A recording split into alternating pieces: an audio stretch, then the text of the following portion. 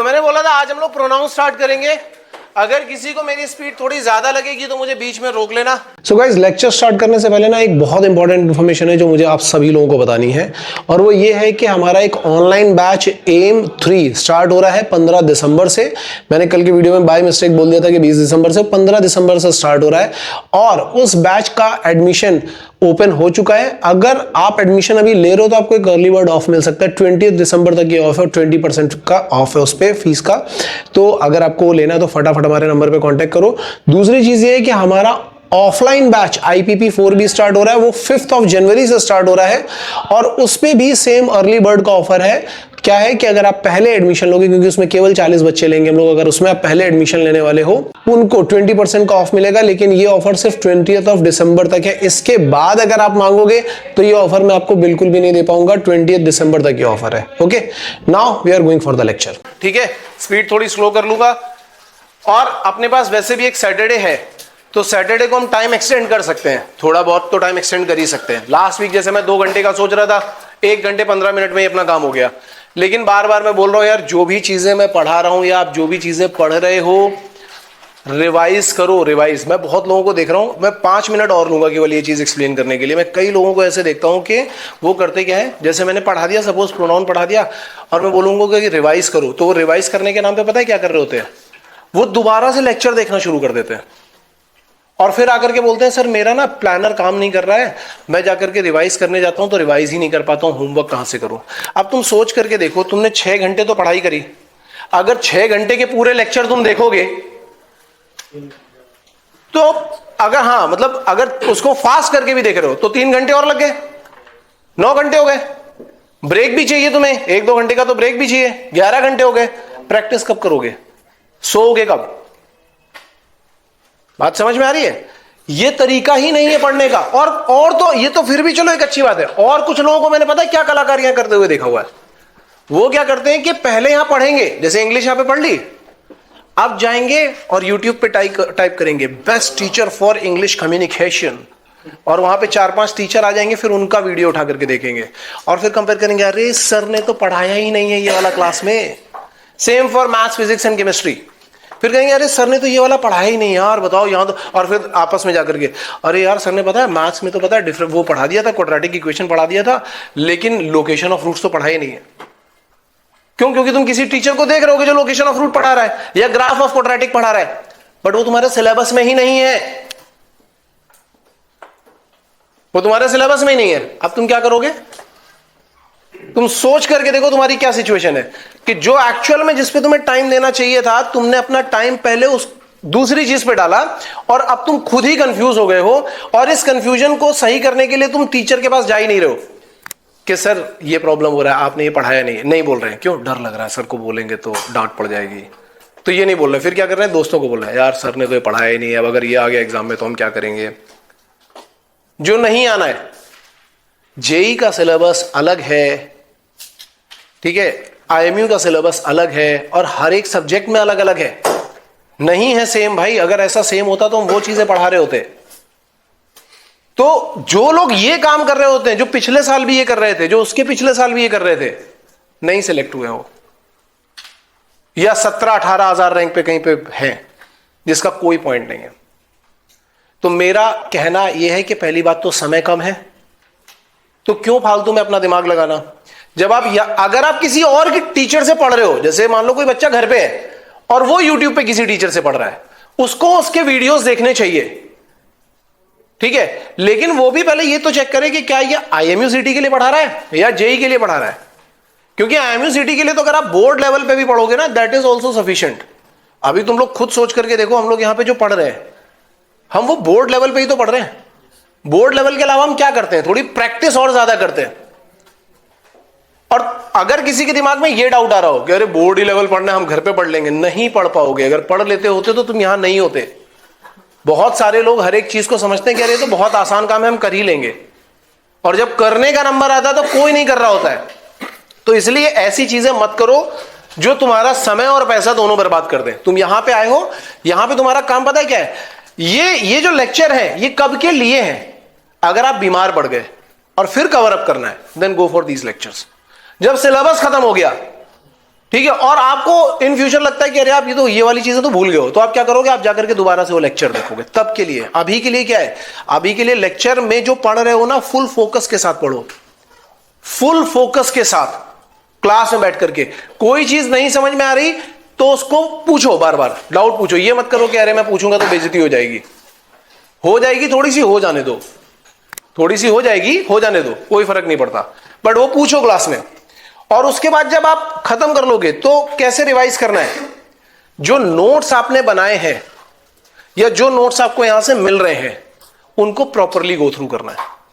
Proper go through करने का मतलब पता है क्या होता है, जैसे अगर सपोज करो कि मैथ्स में क्या चल रहा है, वैसे अभी मैथ्स में मैट्राइसिस चल रहा है, मान लो मैट्राइसिस चल रहा है, तो अगर मैं सपोज मैट्राइसिस खत्म हो गया तो मैं मैट्राइसिस अगर पढ़ूंगा तो मैं इतनी इंटेंसिटी और इतने फोकस के साथ में पढ़ूंगा कि अगर मुझे कोई पूछ ले कि ये वाला क्वेश्चन, तो मैं ये बता सकूं कि यार ये वाला क्वेश्चन इस कंसेप्ट पे इस पेज की बात था, मैं इसकी बात कर रहा हूं। जब आप इस फोकस के साथ में पढ़ोगे ना तो आपका सिलेक्शन कोई रोक ही नहीं सकता, कोई नहीं रोक सकता। लेकिन अगर आप लैक ऑफ फोकस के साथ में पढ़ोगे तो आपका सिलेक्शन कोई करवा भी नहीं सकता। दोनों ही रूल है। तो ये थोड़ा पकड़ करके चलो, क्योंकि तुम लोगों के पास टाइम अब 6 ही महीने का टाइम बचा हुआ है, हमारे पास टाइम बहुत कम है और काम बहुत ज्यादा करना है। तो बहुत ज्यादा मेहनत के साथ, बहुत ज्यादा स्ट्रेंथ के साथ हमें काम करना पड़ेगा, बहुत ज्यादा फोकस के साथ, ठीक है।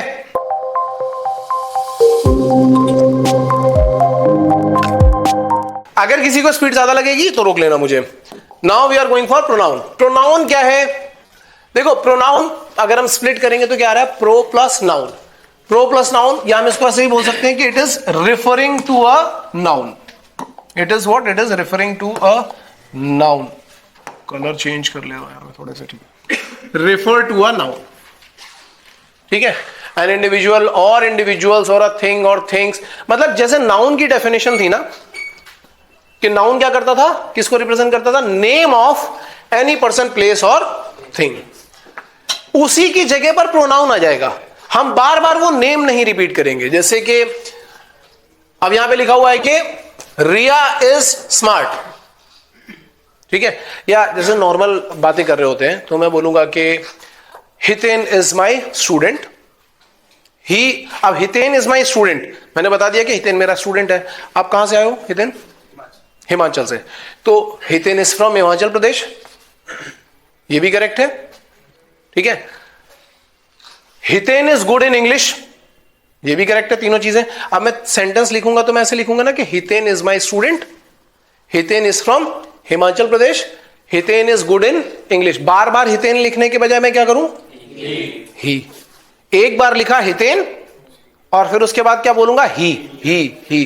तो जो ये ही आया है, जो नाउन को रिप्लेस कर रहा है, वो क्या बन जाएगा, प्रोनाउन। समझ में आ रहा है कि प्रोनाउन का डेफिनेशन क्या, क्लियर है, ठीक है। तो to avoid the repetition and make sentences smoother we are using what, we are using pronoun. Okay, समझ में आ गई, बिल्कुल सिंपल। अब प्रोनाउन में भाई कितने तरीके के प्रोनाउन होते हैं, तो देखो हम लोग जो प्रोनाउन पढ़ेंगे वो कौन कौन से प्रोनाउन है। एक है personal pronoun, reflexive pronoun, emphatic pronoun, reciprocal pronoun, demonstrative pronoun, indefinite pronoun. Indefinite pronoun में हम लोग थोड़ा सा अलग से भी स्टडी करेंगे, क्योंकि इंडेफिनिट प्रोनाउन में बहुत अच्छे अच्छे रूल्स बनते हैं और बहुत अच्छे अच्छे क्वेश्चंस आते हैं। तो इसको हम लोग, मतलब पहले तो हम ये पूरा एक बार देख लेंगे, गो थ्रू कर लेंगे, फिर वो जो रूल्स आते हैं ना, जहां पे कुछ एक्सेप्शंस होते हैं कि कहां पे इज यूज होगा, कहां पे आर यूज होगा, कहीं कहीं पे इज और आर दोनों ही यूज हो जाता है, वो कहां पे होगा वो हम सेपरेटली देखेंगे, ठीक है। हमारे पास जनरली तो अगर देखा जाए तो वो ऐसा नहीं पूछता कि ये कौन सा प्रोनाउन है, लेकिन अपन करके सब कुछ चलेंगे कि ये कौन सा प्रोनाउन है, वो कौन सा प्रोनाउन है, ताकि हमें सब कुछ पता चल जाए, ठीक है। बाई चांस अगर क्वेश्चन पूछ भी लेता है तो हमें पता होना चाहिए कि कौन सा प्रोनाउन है। Then interrogative pronoun, distributive pronoun, relative pronoun and exclamatory pronoun. काफी सारे प्रोनाउन है यहाँ पे, ठीक है। इनमें से बहुत सारे प्रोनाउन नहीं पूछे जाते हैं, लेकिन फिर भी हम लोग एक एक बार सबकी डेफिनेशन देख करके चलेंगे। Is that clear? गुड। तो इसमें जो सबसे पहला प्रोनाउन है ना, दैट इज पर्सनल प्रोनाउन। ये प्रोनाउन बहुत इंपॉर्टेंट है, ये टेंस में भी बहुत यूज किया जाता है। जो हमारी बोलचाल की भाषा है उसमें भी, स्पोकन इंग्लिश के लिए भी ये बहुत इंपॉर्टेंट प्रोनाउन होता है। अब पर्सनल प्रोनाउन में ये होते हैं फॉर्म्स, जो प्रोनाउन है वो। अब उसके बाद हम बोलते हैं इसका नॉमिनेटिव केस क्या होगा, इसका ऑब्जेक्टिव केस क्या। नॉमिनेटिव केस को हम लोग सब्जेक्टिव केस भी बोल देते हैं। Subjective case, objective case and possessive case. अब इसको समझना, कहीं कहीं पे हम इसको ऐसे भी बोलते हैं कि पॉजेसिव प्रोनाउन या पॉजेसिव केस, ऑब्जेक्टिव प्रोनाउन। जब हम सेंटेंस बनाते हैं ना, तो सेंटेंस में हम बोलते हैं कि एक सब्जेक्ट होता है और एक प्रेडिकेट होता है। ऑब्जेक्ट में प्रेडिकेट के अंदर ऑब्जेक्ट आता है। सब मतलब जब आप सेंटेंस बनाओगे तो वहां पे एक सब्जेक्ट होता है और एक प्रेडिकेट होता है, ठीक है। प्रेडिकेट के अंदर ऑब्जेक्ट भी आ जाता है। तो कभी कभी ऑब्जेक्ट यूज होता है, कभी कभी सेंटेंस में ऑब्जेक्ट यूज नहीं भी होता है। तो बेसिकली क्या है कि जब आपको सेंटेंस फॉर्म करना होता है उसके लिए इस प्रोनाउन की सबसे ज्यादा जरूरत होती है। सब्जेक्ट जनरली ये वाले प्रोनाउन बन रहे होते हैं। कौन से वाले? ये वाले। इनमें भी हमें क्या देखना होता है कि कौन सा वाला फर्स्ट पर्सन है, कौन सा वाला सेकंड पर्सन है और कौन सा वाला थर्ड पर्सन है, ठीक है। तो मैं आपको बताते जाऊंगा। जो ये आई और वी है ये होते हैं फर्स्ट पर्सन। कौन से होते हैं? First person. ये जो यू है ये है सेकंड पर्सन, और उसके अलावा जो आ रहा है ही शी इट दे ये है थर्ड पर्सन, ठीक है। अब इसमें भी सिंगुलर प्लूरल, तो आई सिंगुलर। अब सबको पता आई का मतलब क्या है? मैं अपनी बात कर रहा हूं। फर्स्ट तो ये क्या है? ये फर्स्ट पर्सन है। ये क्या है? ये सेकंड पर्सन है। ये क्या है? ये थर्ड पर्सन है, थर्ड। तो मैं बोल रहा हूं आई मतलब मैं, वी मतलब हम, ग्रुप है, हो सकता है 2 लोग हो, 3 लोग हो, 4 लोग हो, ठीक है। तो जब हम अपनी बात कर रहे होते हैं तो हम किसकी बात कर रहे हैं? फर्स्ट पर्सन की। जब मैं डायरेक्टली किसी से बात कर रहा हूं तुम या तुम, तो भी क्या? तुम, यू, वहां पे सिंगुलर होगा तब भी यू है और वहां पे प्लूरल होगा तब भी यू है, दोनों के लिए यू है। समझ में आई बात?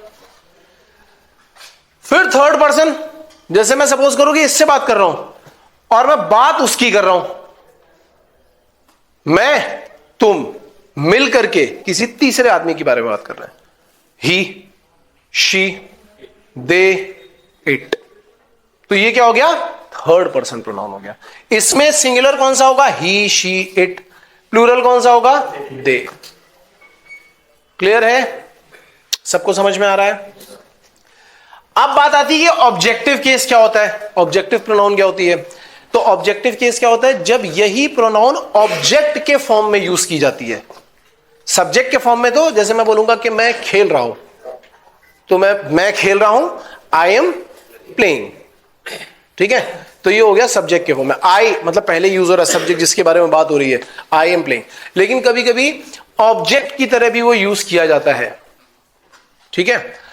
तो ऑब्जेक्ट की तरह यूज किया जाता है तो हम क्या करते हैं, आई का जो ऑब्जेक्टिव केस होता है वो होता है मी।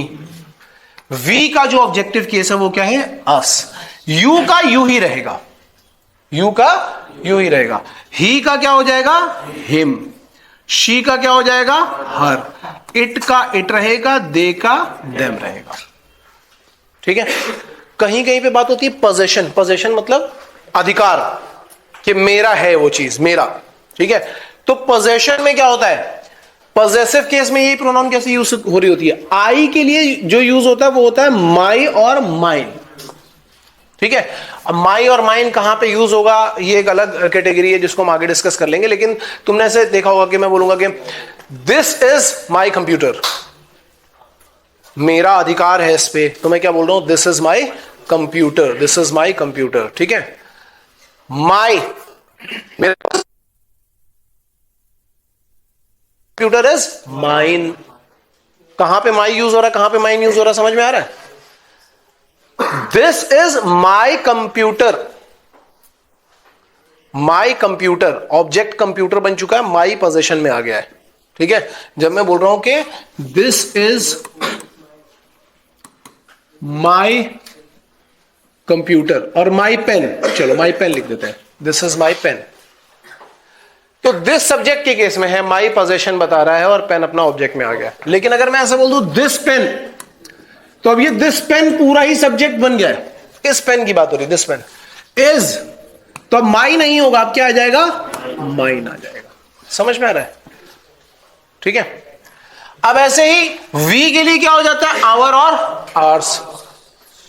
ठीक है, जैसे हम सब लोग मिलकर के बोले कि ये इंस्टीट्यूट हमारा है, दिस इज आवर इंस्टीट्यूट, और दिस इंस्टीट्यूट इज आर्स। समझ में आ रहा है? ऐसे जब आप यू में जाओगे तो क्या होगा, योर और योर्स।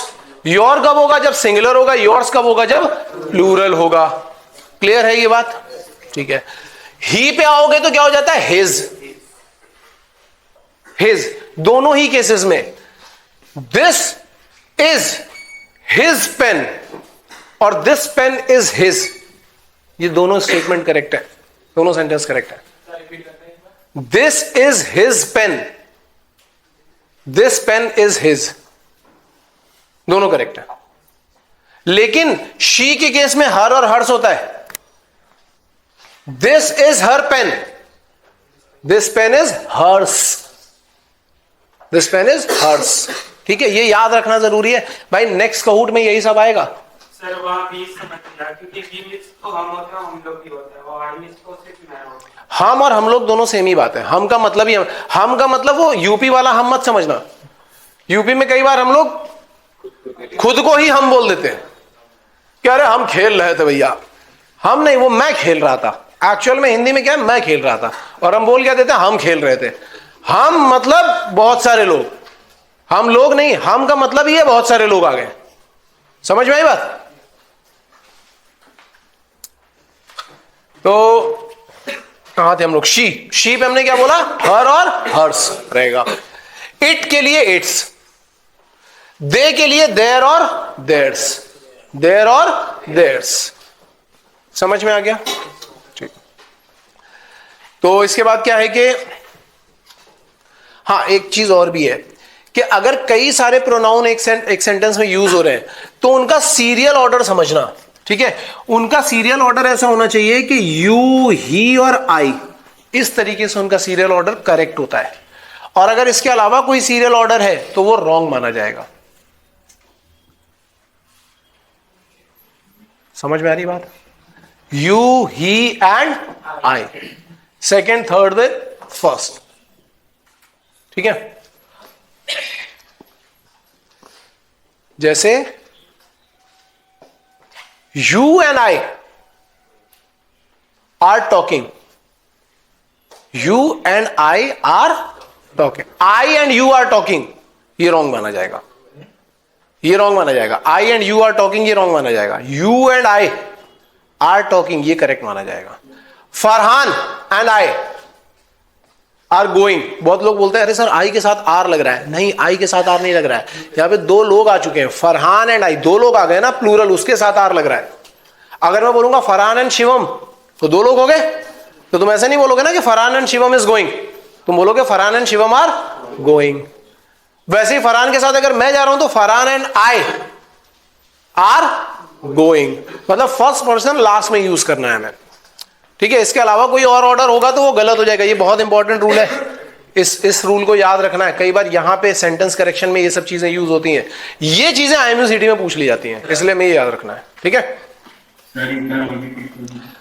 आप ऐसे मान करके चलो, second then third then first, ये रूल है। इसके अलावा अगर कुछ और आ रहा है तो वो गलत है। अगर दो से ज्यादा प्रोनाउन यूज हो रहे हैं ना तो रूल ये है, you and I, he and आई। ठीक है,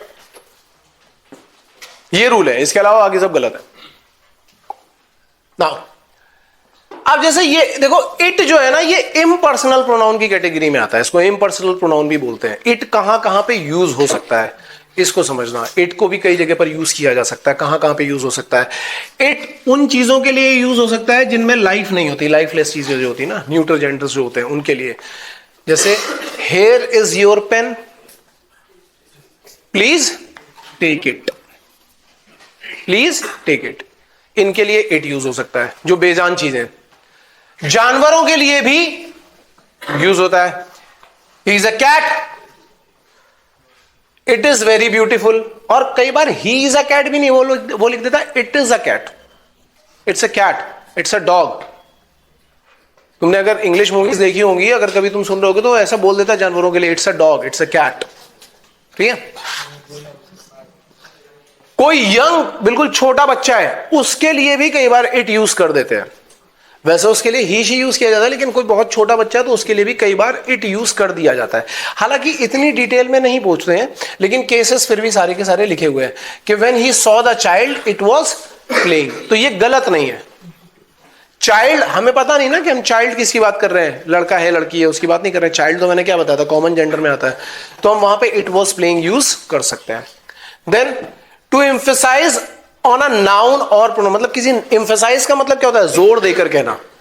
तो किसी नाउन और प्रोनाउन को जोर देकर के कहना होगा तो भी, अब जैसे ये क्या लिखा हुआ है, it is you who can solve this problem, वो तुम हो जो इस प्रॉब्लम को सॉल्व कर सकता है।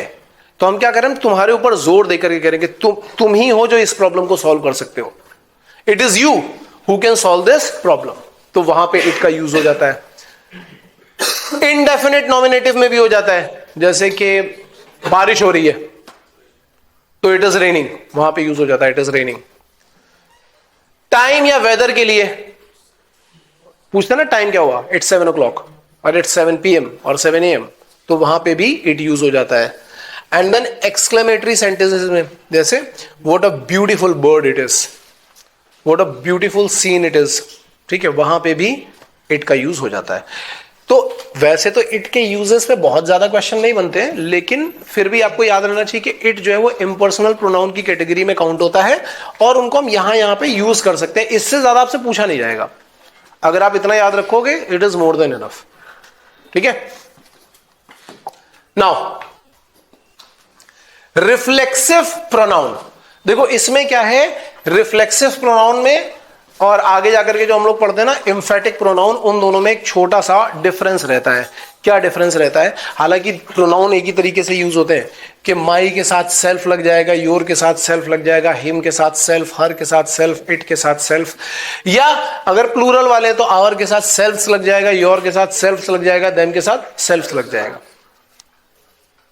जब ये सब्जेक्ट के साथ में यूज नहीं हो रहे हैं, जब ये सब्जेक्ट के साथ में यूज नहीं हो रहे हैं तो रिफ्लेक्सिव है, और जब ये सब्जेक्ट के साथ में यूज हो रहे हैं मतलब वहां पे खास एम्फेसिस, जोर देकर के कही जा रही है बात, जोर देकर के बात कही जा रही है, तो उसको हम एम्फेटिक की कैटेगरी में डालते हैं। बस इतना याद रखना है, रहेगा यही myself, yourself, himself, herself, itself, yourself, ourself, ऐसे ही रहेगा। जैसे यहां पे लिखा हुआ है कि I did it myself, तो myself, I did it myself का मतलब हम जहां पे हम ऐसे बोलते हैं ना हिंदी में से खुद कर लेंगे, मैं ये काम खुद कर लूंगा, आई डिड इट माई सेल्फ, मैं ये काम खुद कर लूंगा। ठीक है, शी ब्लेम्ड हर सेल्फ, उसने खुद को ब्लेम किया। समझ में आ रहा है? तो यहां पे देखो ये सब्जेक्ट के साथ नहीं यूज हो रहा है, तो याद रखने वाली सिंपल सी चीज क्या है कि पहली बात तो सेल्फ लग जाता है, और सब्जेक्ट के साथ यूज नहीं हो रहा है तो वो क्या है, रिफ्लेक्सिव। लेकिन अगर यही सेम चीज my self, your self, himself जो है तो रिफ्लेक्सिव वाला ही, लेकिन ये लग गया सब्जेक्ट के साथ, I myself completed the project, यहां पे वो जोर देकर के कह रहा है कि मैंने खुद कंप्लीट किया, मैंने खुद, मतलब वहां पे मेरी इंपॉर्टेंस ज्यादा है, मेरा जो पार्टिसिपेशन होगा वो ज्यादा है, वो ये कहने की कोशिश कर रहा है। तो इसलिए हम इसको क्या बोलते हैं, ये क्या है, एम्फेटिक। जब सब्जेक्ट के साथ में ही आ जाए तो क्या है, एम्फेटिक। जब सब्जेक्ट के साथ नहीं आ रहा है तो क्या है, reflexive. My principal himself gave me the, मतलब जो प्रिंसिपल था उसने खुद, तो ये हम एम्फेसिस देकर के कह रहे हैं कि जो मुझे अवार्ड मिला ना वो प्रिंसिपल से ही मिला है। या जैसे इन दोनों का डिफरेंस समझना हो ना तो ऐसे बोल सकते हैं, जैसे मैं बोलूंगा कि I will take the class myself. जब मैं बोल रहा हूं I will take the class myself, मतलब मैं किसी से नॉर्मल कन्वर्सेशन कर रहा हूं और मैं बोल रहा हूं कि ठीक है मैं खुद ही वो क्लास ले लूंगा। उसने पूछा कि वो क्लास कौन लेगा, तो मैंने बोल दिया कि हाँ ठीक है मैं खुद ही क्लास ले लूंगा। लेकिन यहाँ पे एम्फेसिस नहीं है, मैं बोल रहा हूं कि हाँ मैं खुद ही क्लास ले लूंगा। तो इस बात में एक बात और छुपी हुई है कि मेरी जगह कोई और भी ले लेगा तो मुझे कोई प्रॉब्लम नहीं है, मेरी जगह कोई और भी ले लेगा तो मुझे कोई प्रॉब्लम नहीं है, नहीं लेगा तो मैं खुद ही ये क्लास ले लूंगा। तो माई सेल्फ वहां पे सब्जेक्ट के साथ में नहीं आ रहा है। लेकिन अगर मैं बोलूं कि I myself will take the class, यहां पे एम्फेसिस छुपा हुआ, आई माई सेल्फ मैंने बोल दिया, मतलब मैं खुद ही, अभी बाद में वही बोल रहा हूं, मैं खुद ही ये क्लास लूंगा। लेकिन अब बात ये कि मैं ही लूंगा, कोई और नहीं लेगा, क्योंकि मुझे क्लास में कुछ स्पेशल मैसेज डिलीवर करना है, इसके लिए मैं ही ये क्लास लूंगा, कोई और ये क्लास नहीं लेगा। इसलिए हम इसको क्या बोलते हैं, एम्फेटिक प्रोनाउन है।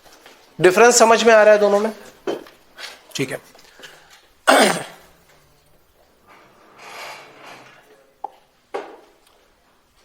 अब इसके बाद आता है रेसिप्रोकल प्रोनाउंस। बहुत ही रेयरली पूछा जाता है, लेकिन रेसिप्रोकल प्रोनाउंस होते क्या है?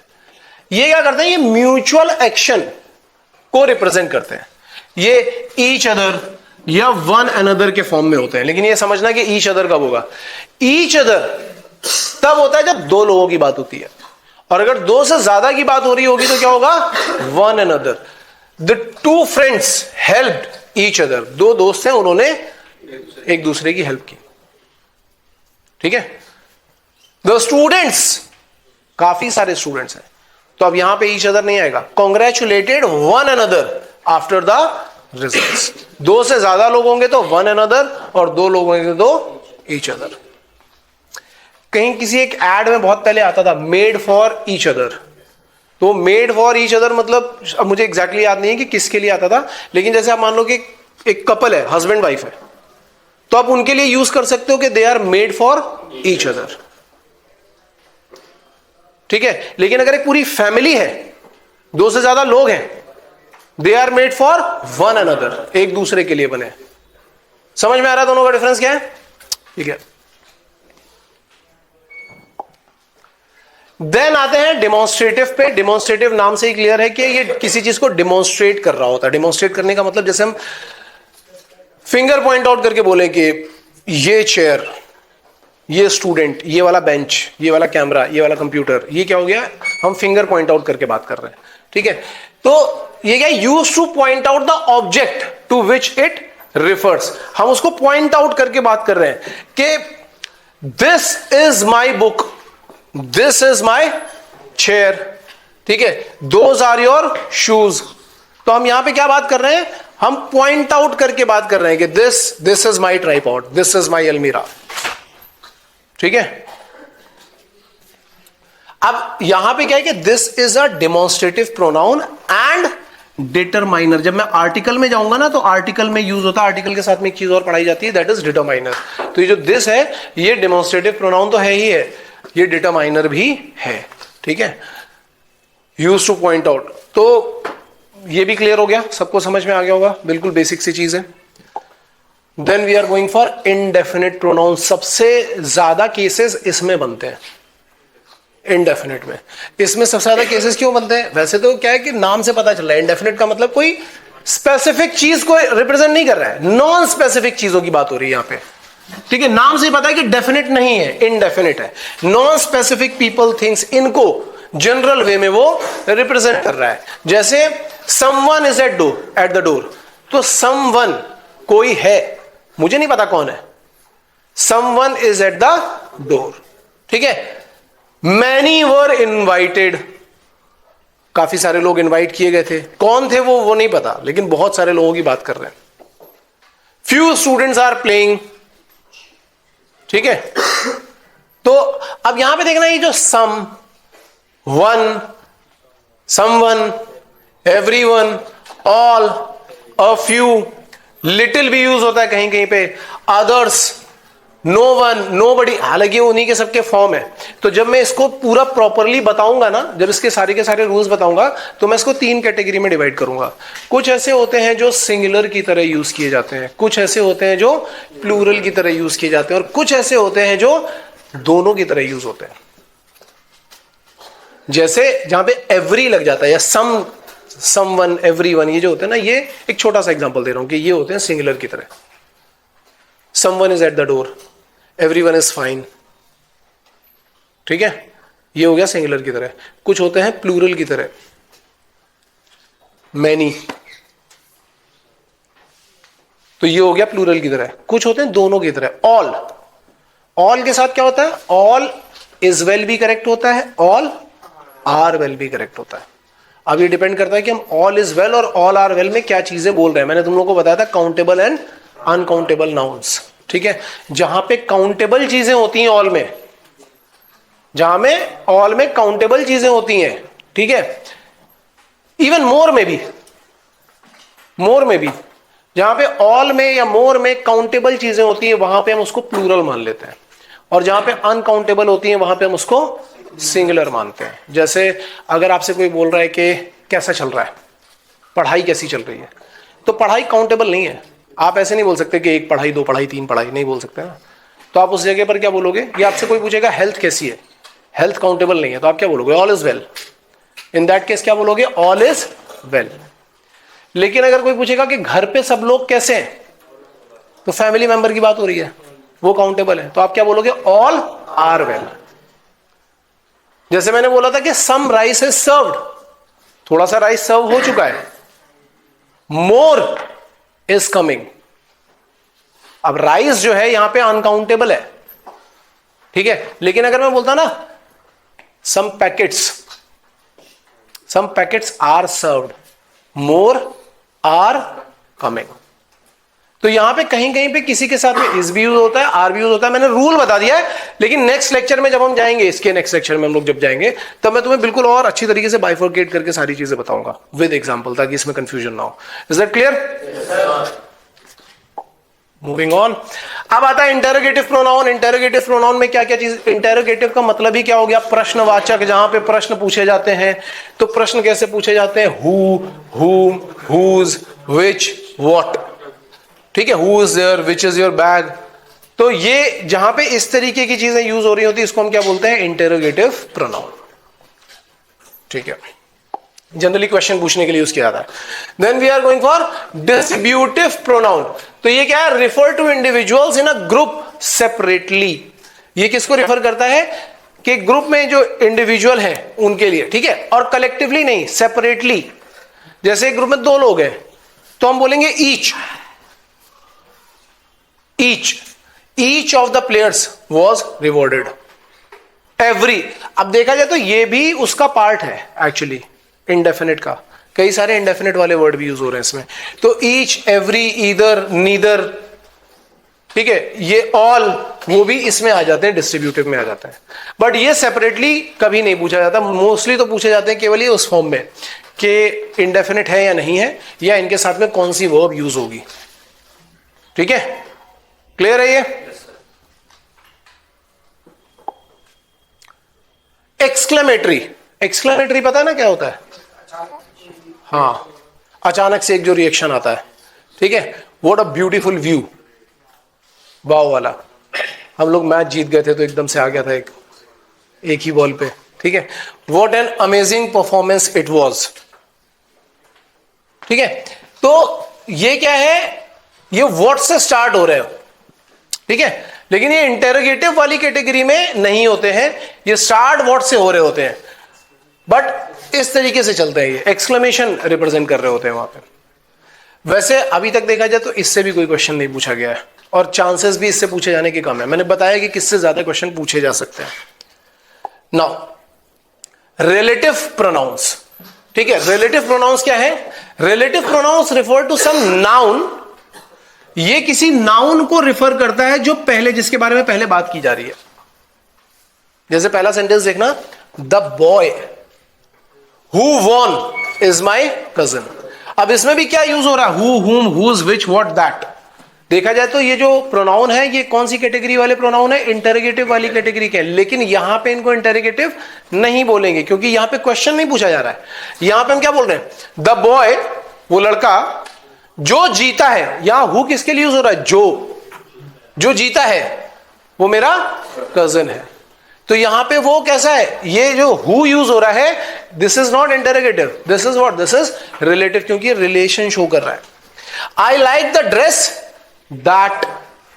अब यहां पे देखो दैट भी यूज हो रहा है। तुमने देखा होगा कि एक सेंटेंस बहुत यूज होता था, मतलब मैं अपने बचपन से पढ़ रहा हूं कि some people get what they deserve. वहां पे जो व्हाट है इसका मतलब क्या है कि कुछ लोगों को वही मिलता है जिसके वो योग्य होते हैं, लायक होते हैं। तो वो जो व्हाट है वो जो के लिए यूज हो रहा है, वहां पे क्वेश्चन नहीं पूछा जा रहा है, वो रिलेट कर रहा है चीजों को। The bag that is your, that is there is yours, ठीक है। This is the magazine that she gave me, ठीक है। तो जहां पे वो रिलेट कर रहे होंगे किसी चीज के साथ में, किसी नाउन के साथ में, वहां पे हम क्या कर देते हैं, वहां पे हम क्या बोलते हैं कि ये रिलेटिव प्रोनाउन की तरह यूज हो रहा होता है। Is that clear?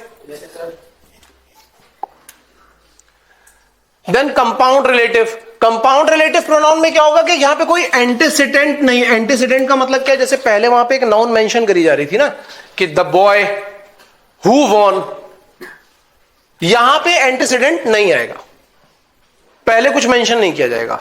अब यहां पे क्या होगा, यहां पे ऐसे आ जाता है हूएवर। ये जनरली लेटर राइटिंग करते हैं ना हम लोग, लेटर नोटिस, उसमें होता है whoever, whosoever, whomsoever, whatever, whichever, whatsoever। मतलब ये whoever का मतलब किसी की भी बात करी जा रही हो, किसी पर्टिकुलर की नहीं, किसी की भी बात करी जा रही हो। तो whoever या whosoever joins our party is welcome। कोई भी हमारी पार्टी ज्वाइन करना चाहता है, हम उसका वेलकम करते हैं। समझ में आ रही बात? या किसी पर्टिकुलर की बात नहीं करी जा रही है। You can take whichever you like. मान लो 10 टी शर्ट रखी है और मैं बोल रहा हूं कि तुम्हें लेना, तुम बोलोगे सर कौन सी ले लो। You can take whichever you like, जो तुम्हें पसंद आ रही है वो तुम ले लो। क्लियर है? तो जहां पे ये एवर वर्ड यूज हो जाता है, whoever, whosoever, whatsoever, whichever, whatever, ठीक है, वहां पे हम क्या बोलते हैं, क्या है, कंपाउंड रिलेटिव प्रोनाउन। देन है इसकी एक्सरसाइज, बेसिक एक्सरसाइज है। आज कितने लोगों ने असाइनमेंट नहीं किया था यार? आज कितने लोगों ने नाउन का असाइनमेंट नहीं किया था? सबने किया हुआ है, सबने। बस एक की नोटबुक हो गई थी, बाकी सबने किया हुआ है। तूने भी नहीं किया था? और तूने भी नहीं किया? खड़े हो जाओ, एक बार शक्ल तो देखने दो मुझे। 1 2 3 और 4 और। पनिशमेंट मिली कुछ के नहीं मिली? मिल गई। आधे खड़े हो जाओ यार, अब थोड़ी ना मिलेगी पनिशमेंट। मिल गई तो अब थोड़ी ना दोबारा मिलेगी, खड़े हो जाओ। ठीक है, कल का नहीं है, ये परसों का असाइनमेंट है। सैटरडे को क्लास थोड़ा लंबा चलेगा, पहले ही बता दे रहा हूं, ठीक है। सिडो। और यार मुझे मतलब ऐसे मौके मत दो कि मैं तुम्हें पनिश करूं किसी चीज के लिए, और तुम्हारे लिए फायदेमंद है यार, तुम अगर देख करके आओगे और असाइनमेंट करके आओगे तो it is best for you.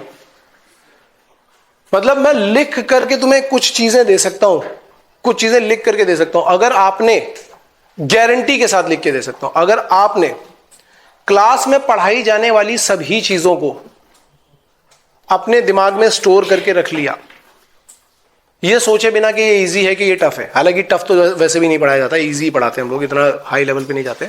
लेकिन अगर आपने क्लास में पढ़ाई जाने वाली सभी चीजों को अपने दिमाग में स्टोर करके रख लिया, समहाउ मतलब बाय रिवाइजिंग द फॉर्मूला, कुछ चीजें बनाओ ताकि आपका रिवीजन वाला जो पैटर्न है ना वो फिक्स हो जाए, कुछ ऐसा सिस्टम बनाओ। तो रिवीजन अगर आपने प्रॉपर बना ली और आपने उनको दिमाग में संभाल करके रख लिया, तो मैं तुम्हें गारंटी दे रहा हूं कि तुम्हें टॉप 2000 या 3000 में आने से कोई रोक नहीं सकता। सिलेक्शन की गारंटी नहीं दे रहा हूं, रैंक की गारंटी दे रहा हूं कि तुम्हें टॉप 2000 और 3000 में आने से कोई नहीं रोक सकता, कोई भी नहीं। तो तुम बोलोगे कि सर फिर वो बच्चे सिलेक्ट क्यों नहीं होते? जो बच्चे सिलेक्ट नहीं होते वो पढ़ाई के अलावा सब कर रहे होते हैं, पढ़ाई को लास्ट प्रायोरिटी दे रहे होंगे और पढ़ाई के अलावा काफी सारी चीजें कर रहे होंगे, तब वो जाकर के सिलेक्ट नहीं होते। या अगर कोई एक आध केस ऐसा हो कि कोई बच्चा एंड मोमेंट पे जाकर के बीमार पड़ गया, या किसी के घर में कोई प्रॉब्लम हो गई, ठीक है, या किसी ने कुछ एंड मोमेंट पे कुछ ऐसी चीज देख ली जिसकी वजह से उसका दिमाग नहीं चल पाया, ब्लैंक आउट हो गया, that is a different thing. मतलब वो आप 2% 3% केसेस हटा सकते हो। रिमेनिंग जो भी सिलेक्ट नहीं हो रहा है वो सिर्फ और सिर्फ इस वजह से सिलेक्ट नहीं होता है क्योंकि वो मेरी बातों के अलावा किसी और बात पे भरोसा कर रहा होता है। वो नहीं करना है आपको, ये रूल है, ये याद करके रख लो। अगर आपने ये कर लिया ना जो मैं बता रहा हूं, जैसे आपने ये पढ़ लिया, आप देखना कई बार तो ऐसा होगा, ये जो चंदन का बैच था, चंदन के बैच में और उससे पहले वाले बैच में भी, दोनों बैचेस में फिजिक्स के मोर देन 50%, मतलब अराउंड 60% क्वेश्चन कहूट से थे। जो हम लोग क्लास में कहूट करते हैं उससे थे। बहुत लोग उसको इग्नोर कर देते हैं, बहुत लोग क्या करते हैं, चल तुक्के मार करके देखते हैं। अब तुम प्रैक्टिस ही तुक्के मारने की कर रहे हो, अगर आप तुक्के मारने की प्रैक्टिस कर रहे हो, हिट एंड ट्रायल की प्रैक्टिस कर रहे हो हर एक टेस्ट में जाकर के, हर एक कहूट में, तो तुम्हें क्या लग रहा है एग्जाम में जाकर के क्या होगा? तुक्का ही लगेगा वो, मतलब बाय डिफॉल्ट तुक्का लगेगा। तुमने अपनी हैबिट किस चीज की बनाई है? तुक्के मारने की। कई लोग बोलते हैं नहीं सर वो हम ये वाले टेस्ट में मारते हैं, वहां थोड़ी ना मारेंगे। ऐसा नहीं होता है भाई। मुझे एक बात बताओ, अगर आप जिम में जाकर के 3 किलो के डंबल से या पेपर वाले डंबल से वर्कआउट कर रहे हो, तो आपको लगता है कि कंपटीशन में जाकर के 25 किलो का डंबल उठा लोगे? आपने 6 महीने प्रैक्टिस किस चीज की करी है? वहां 25 किलो उठा लोगे? एक बच्चा बोलेगा कि अरे सर 25 किलो के 3 ही तो मारने हैं, तो 75 हुआ। तो मैं जरा कैलकुलेट करता हूं, 3 किलो के 25 रिपीटिशन मार लूंगा, आप कर दूंगा। नहीं होगा। आप जिस चीज की हैबिट बना रहे हो, जिस चीज की प्रैक्टिस कर रहे हो, आपकी लाइफ में वही रिजल्ट आने वाला है। तो अभी से सोच करके चलो कि आपको हैबिट किस चीज की बनानी है। Human beings are habit beings. आपकी हैबिट क्या है? जो सक्सेस मिलती है वो हमेशा छोटी छोटी हैबिट्स का रिजल्ट होती है। कि आपकी छोटी छोटी हैबिट्स क्या है? बात समझ में आ रही है? आप खुद सोच करके देखो कि आपकी डेली की छोटी छोटी हैबिट्स क्या है। क्या रिवीजन है उसमें? क्या प्रैक्टिस है? अगर है तो ये आपको पे करेगा, और अगर रिवीजन नहीं है, प्रैक्टिस नहीं है, तो ये भी आपको आगे जाकर के पे करेगा नेगेटिवली। क्लियर है ना? चलो आज के लिए इतना काफी है, नेक्स्ट लेक्चर में मिलते हैं यार।